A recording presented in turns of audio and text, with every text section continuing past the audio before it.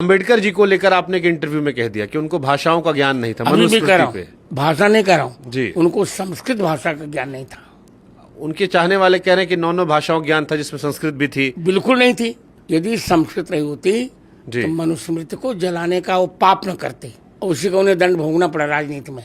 Doctor आंबेडकरांना संस्कृत येत होती, त्यांना लहानपणापासूनच संस्कृत शिकायची इच्छा पण होती, पण जातीय भेदभावामुळे शाळेने त्यांना संस्कृत शिकण्यास नकार दिला. तरी पण त्यांनी हार मानली नाही. ते मुंबईला गेले आणि तिथे पंडित होसकेरे नागाप्पा शास्त्री यांच्याकडून त्यांनी संस्कृत शिकले. ते संस्कृत भाषेत बोलू पण शकत होते. त्यांना संस्कृत भाषेचं महत्त्व चांगलंच माहित होतं. इतकंच नाही तर त्यांनी संविधानासाठी संस्कृतला अधिकृत भाषा म्हणून स्वीकारण्याचा प्रस्ताव पण मांडलेला होता.